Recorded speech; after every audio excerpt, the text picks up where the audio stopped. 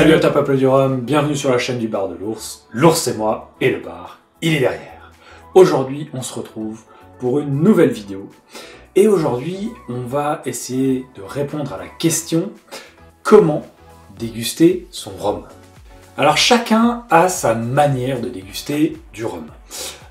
Moi ce que je vous propose aujourd'hui c'est de vous montrer un petit peu ma manière à moi de le déguster et de vous montrer les pistes. Les différentes choses qui pour moi sont importantes à retenir et à utiliser au mieux pour pouvoir avoir une dégustation de qualité, avec des produits de qualité, peu importe le rhum que nous ayons dans les mains. J'ai quelques bouteilles avec moi aujourd'hui, un petit fer, un petit plantation, une petite flibuste, enfin voilà. Il y a 2-3 choses un petit peu sympas, on va voir, on va vous expliquer comment est-ce qu'on pourrait vraiment réussir à la déguster le mieux possible, dans la meilleure façon possible de déguster, et surtout, la chose qu'il faut vraiment retenir, les déguster avec plaisir, parce qu'il ne faut pas que ça devienne une corvée, à vouloir devenir compliqué, à vouloir se faire des choses et tout dans la tête, on est là, non, attends, il faut que je mette à tel degré, que je fasse ci, que je fasse ça. Oui, alors il y a un côté dégustation comme ça, mais non, il y a un côté plaisir. Il faut prendre du plaisir quand on déguste un rhum. C'est le principal. Que vous dégustiez un rhum à 25 € ou une bouteille à 300 €, que vous le coupiez ou pas ou non, que vous faisiez un rhum blanc, voilà. Le principal mot qu'il faut retenir de toute façon de cette vidéo, c'est le plaisir de la dégustation. Ma façon, moi, de déguster, elle n'est pas universelle, c'est compliqué, il y a beaucoup de choses qui sont spécifiques, mais aujourd'hui on va essayer de faire, on va dire, une vidéo assez simple, assez concise, avec vraiment les choses les plus importantes pour moi.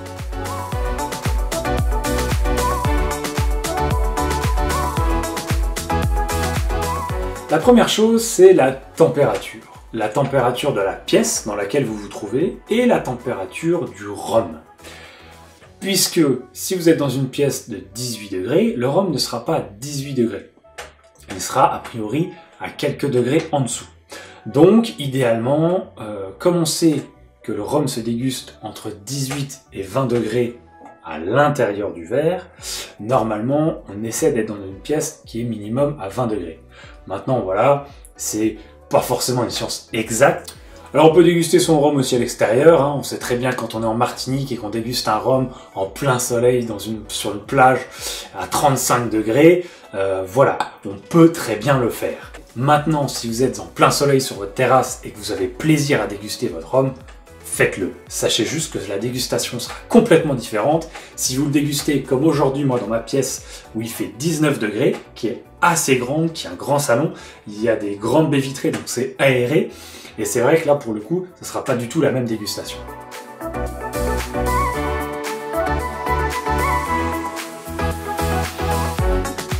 Donc deuxième chose, le temps de repos dans le verre. La première chose, c'est quand vous allez acheter une bouteille neuve, quand vous allez l'ouvrir, à l'instant où vous l'ouvrez, l'alcool va rentrer en contact avec l'air. Donc à partir de ce moment-là, il va commencer à travailler.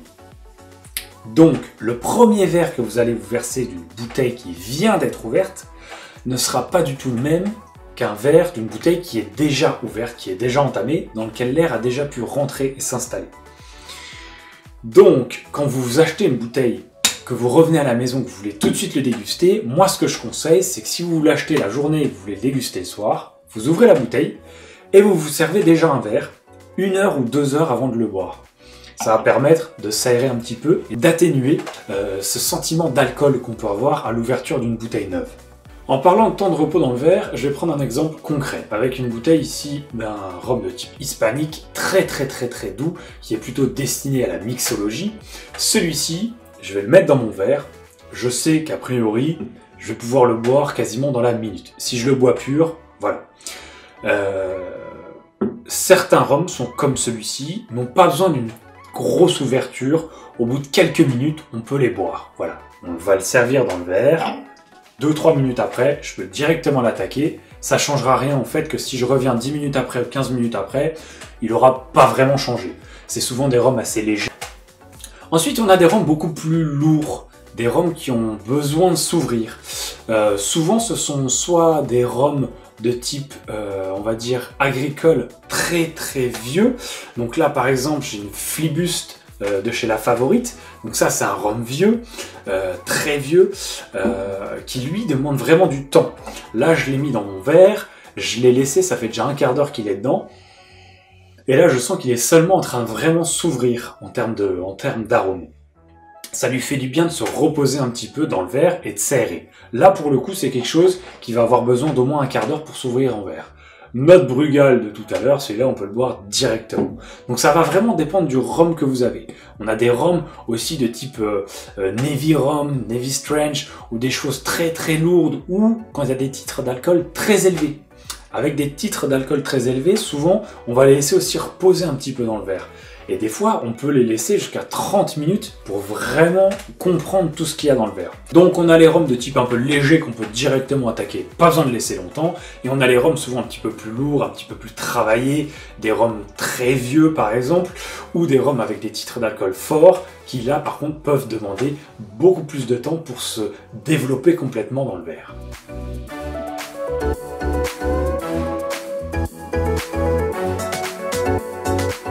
Alors, troisième chose, quel verre utiliser? Là, c'est un sujet qui est très vaste. Il y a énormément de choses à dire. On va faire simple. Moi, j'utilise des verres tulipes. Donc, comme ceci. Ou alors, les fameux Glencairn, qui sont des verres tulipes aussi, mais sans pied. Et sinon, des verres de type un petit peu grappa. Voilà à quoi ça peut ressembler. Sont principalement les verres que j'utilise.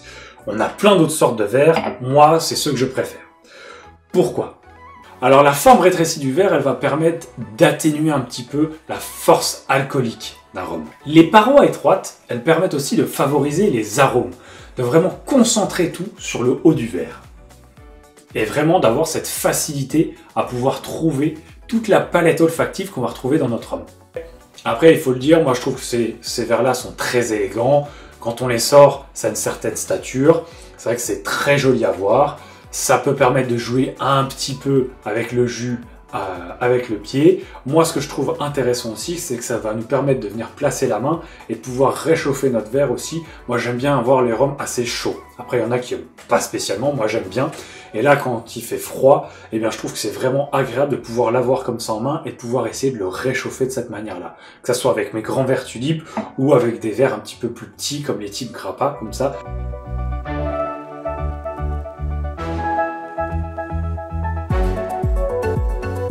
Ensuite, on a le contexte de dégustation. Ce qu'il faut savoir, c'est que y a des jours, vous allez être d'une certaine humeur. Vous vous levez le matin, vous êtes de bonne humeur. Vous vous levez le matin, vous n'êtes pas de bonne humeur. Ça dépend. On a des jours, on a chacun nos jours. Et bien, il y a des jours, un rhum léger, il va pas passer. Il y a d'autres jours, un rhum léger, il va très bien passer. Donc, il faut savoir aussi qu'il y a votre humeur qui va jouer, votre personne, ça va jouer. Quand vous allez manger quelque chose aussi, ça va complètement influer sur votre palais et sur votre nez. Si vous êtes en train de manger un dessert et que vous accompagnez avec un rhum très sucré, souvent ça va très bien passer. Par contre, le rhum très sucré, vous allez le boire, par exemple, après un repas, vous venez de boire un café un peu aigre, vous buvez un rhum très sucré, ça peut moins passer, ça peut être un petit peu plus compliqué. Donc, une dégustation, elle peut se faire avec un seul rhum, elle peut se faire avec plusieurs rhums, elle peut se faire avec des choses à côté, à manger, à grignoter, un vrai repas, mais il faut savoir que ça influe vraiment sur votre rhum. Faites un test.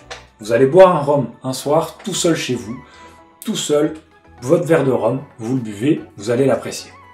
Vous faites un test, vous avez des amis qui viennent. Vous vous servez le même verre de rhum, mais en même temps, vous discutez avec vos amis. Eux sont en train de boire quelque chose, vous mangez un chips, vous mangez un saucisson, peu importe.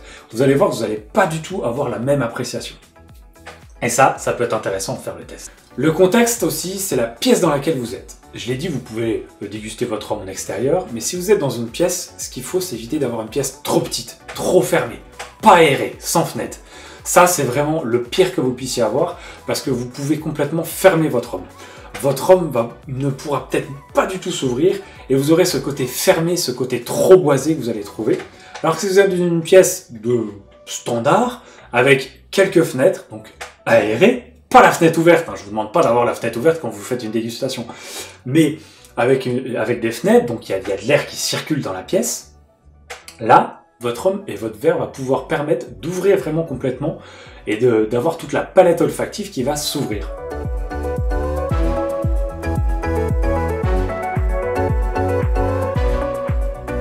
Le temps de dégustation d'un rhum, c'est pareil, c'est pas une science exacte. Moi, souvent, je mets, on va dire, une dizaine de minutes à boire un rhum de type hispanique. Donc une dégustation avec un rhum qui va être lourd, très charpenté peut-être, ou très vieux, ou vraiment travaillé, elle va souvent durer un petit peu plus longtemps qu'une dégustation d'un rhum très suave, un petit peu moins travaillé, peut-être plus léger en alcool. Celle-ci va peut-être être moins complexe et donc vous allez la faire beaucoup plus vite. C'est l'histoire de 10 minutes, un verre. Par contre, il y a des dégustations, moi je sais que j'ai déjà passé 40 à 45 minutes sur un verre pour complètement déchiffrer ce qu'il y avait dans mon rhum.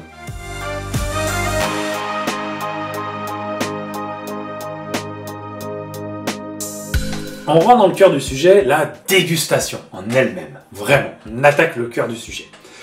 La première chose dans la dégustation, ce que vous allez pouvoir noter, c'est la robe, la couleur, on va dire l'aspect que vous allez voir sur votre rhum.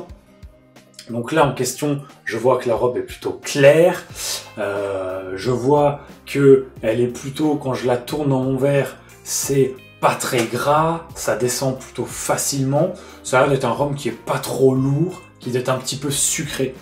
Donc là, je peux déjà commencer à me faire une idée. Alors bien sûr, si vous êtes sur un rhum trafiqué, regardez la robe ne va pas du tout correspondre à ce qu'il y aura dans le verre. Puisque si on est sur un rhum avec des ajouts de colorants, des ajouts de sucre, des ajouts peu importe, ou des systèmes de fermentation, ou des systèmes de vieillissement très spécifiques, on va rajouter des copeaux de bois, ce genre de choses, forcément, nous on va avoir l'impression d'avoir quelque chose de très vieux, de très gras, et finalement en bouche ça sera pas la même chose. Donc c'est le premier contact que vous avez, c'est le contact en termes vraiment l'observer. C'est vraiment la première étape. Observez votre rhum. Ça peut vous donner une idée, comme ça peut être complètement trompeur. Quelques pistes quand même qui peuvent nous aiguiller. Si je tourne lentement mon rhum dans mon verre, quand je vais regarder les larmes qui descendent, plus les larmes vont mettre de temps à descendre, et plus les larmes vont être a priori larges, normalement, je peux en déduire que mon rhum va être plus structuré, plus riche. Si ça descend très vite, que c'est vraiment uniforme, normalement je suis sur un rhum qui est plutôt assez sucré et qui a un petit peu moins de corps.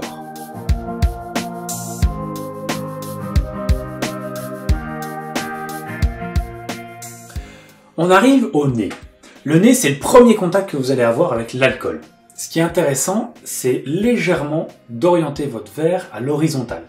Ça va permettre de décomposer les strates des différents arômes et des différentes choses olfactives que vous allez retrouver dans votre rhum. Alors que si vous le gardez vraiment droit devant vous, et de cette manière-là, vous n'allez pas réussir à différencier toutes les différentes palettes aromatiques que vous allez pouvoir avoir dedans. Alors, il est super intéressant de passer d'une narine à l'autre, parce que nos narines n'interprètent pas du tout de la même manière les odeurs. Elles sont sans cesse en train de bouger, nos narines. On est sans cesse en train de se remettre à jour. Et ce qui fait que si vous sentez à droite ou si vous sentez à gauche, vous n'allez pas avoir exactement le même rendu. Donc c'est intéressant de venir d'un côté du nez et de pouvoir venir passer sur l'autre côté du nez aussi. Pour les rhums les plus forts en alcool, il faut éviter de trop coller son nez. Si vous venez écraser votre nez dans le verre, ce que moi j'aime bien faire, vous le savez, quand il va y avoir trop d'alcool, souvent vous allez vous cramer. Vous allez vous cramer le pif, tout simplement. Et pendant quelques minutes, vous allez dire « Oh, je sens rien, bah non, je sens rien, ça sent l'alcool. » Ça peut être parce que vous êtes venu trop près, vous avez inspiré un grand coup et vous êtes juste tout simplement brûlé à l'intérieur du nez pour quelques secondes, quelques minutes. Et donc c'est pour ça qu'a priori, on essaie toujours de garder une certaine distance quand même. Et si je sens que là, j'ai envie de rentrer dedans, je vais un peu plus près. Ok, je commence à sentir plus de choses.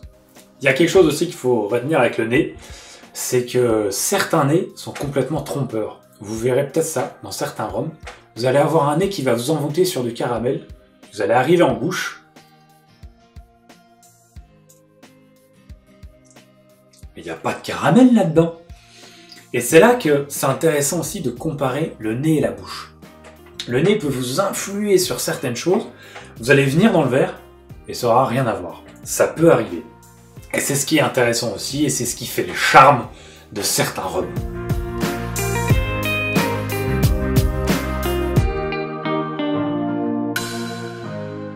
On arrive sur la bouche. Alors moi, il y a ce que j'appelle la première bouche. La première bouche, c'est que vous allez prendre votre première gorgée.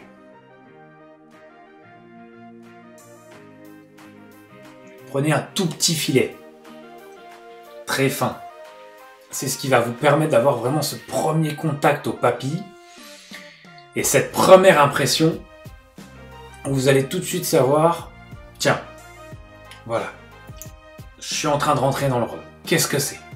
Sur des rhums très forts, très costauds, je sais que moi des fois, ça m'arrive, il y a trop de choses. J'ai mon premier filet qui passe, et là, je me dis, waouh, c'est la première bouche. Elle était là, il y a eu beaucoup de choses, il va falloir que je revienne dedans, parce qu'elle m'a un petit peu interpellé. Il y en a d'autres, plus légers, qui passent tout seuls. La première bouche, ça va être la même que la deuxième, la troisième, la quatrième bouche. Pour certains rhums, voilà, la première bouche, elle va être facile à appréhender, voire même trop facile, et vous pourrez y revenir directement. Pour d'autres, un peu plus costauds, la première bouche, des fois, elle peut être complètement déstabilisante. Donc il faut vraiment y aller doucement. Allez-y avec un petit filet. Pas besoin de prendre une grosse gorgée.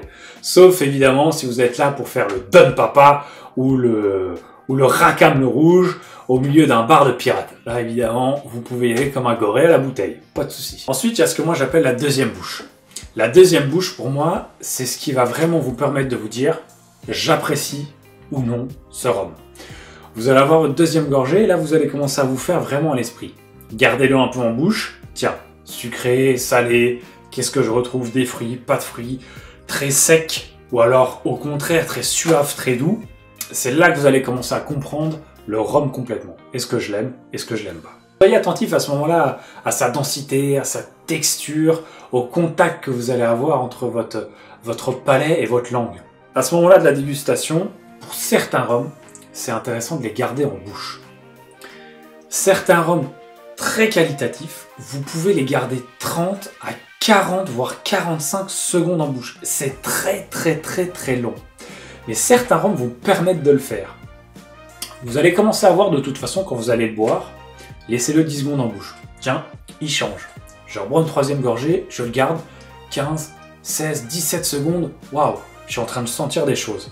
Eh bien c'est en fait tout simplement parce qu'il y a l'air qui rentre en contact avec l'alcool et il y a votre salive aussi qui va venir se mélanger là-dedans. Et là ça peut vous permettre de trouver des profils sur des rhums très forts, très riches, des choses que vous n'avez pas senties si vous l'avez bu simplement, je le mets en bouche, je le fais descendre tout de suite. Là vous allez louper beaucoup de choses. Et ça peut être intéressant vraiment sur des rhums qualitatifs de les garder jusqu'à 30 secondes, voire plus en bouche. Encore une fois, je le redis, il faut garder le mot plaisir aussi. Je vous dis, gardez-le en bouche, etc., etc. Si vous sentez de le tenir, tiens, 5 secondes, ça me suffit, il descend, il est bien, buvez-le en 5 secondes. Chacun l'apprécie d'une manière différente, on est d'accord.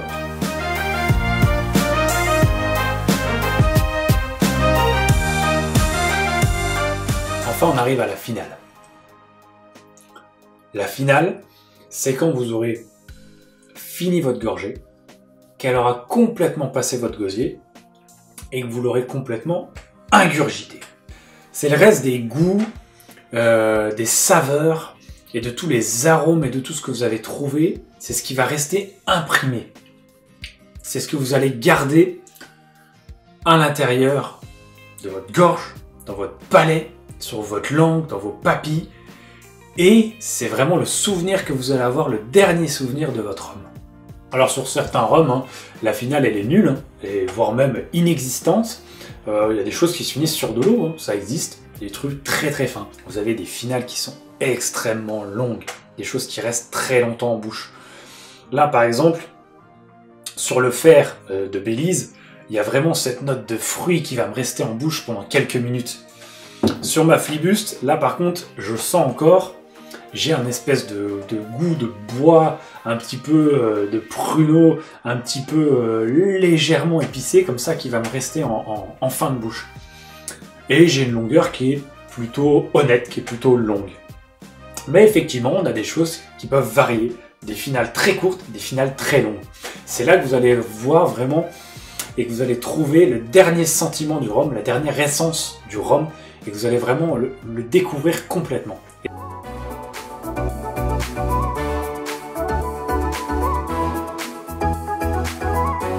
Alors, dernière chose, une fois votre verre vide, si vous avez votre femme qui est enceinte par exemple, ou si vous avez des amis à la maison qui ne boivent pas d'alcool, vous pouvez leur faire sentir le verre. Et en fait, il va rester toutes les molécules et tous les composants non volatiles qui seront restés dans le verre. Et vous allez avoir une espèce de tapis d'odeur qui peut permettre à vos invités de trouver des choses très intéressantes sans boire d'alcool et d'avoir un profil aromatique au nez et de pouvoir se faire une idée de ce que vous êtes en train de déguster. Et ça peut être intéressant aussi de le faire avec des gens qui ne boivent pas d'alcool. Bon, vous l'aurez compris, la dégustation d'un rhum, c'est pas une science exacte. On le déguste tous d'une manière différente. On va l'apprécier ou non selon nos aspects, notre culture, notre personnalité, nos références, ce qu'on aime manger, nos goûts culinaires ou tout simplement l'état d'esprit dans lequel on est. Alors à chacun sa dégustation, et puis il faut surtout garder en tête qu'il faut se faire plaisir. On peut tous déguster un rhum, qu'on soit débutant ou confirmé. Des fois il faut ne pas trop se prendre la tête et rester simple. C'est comme ça qu'on en profite le plus. J'espère que cette vidéo vous aura plu. N'hésitez pas comme d'habitude à commenter, partager, liker, venir sur la page Facebook et surtout n'oubliez pas plus haut que le rhum.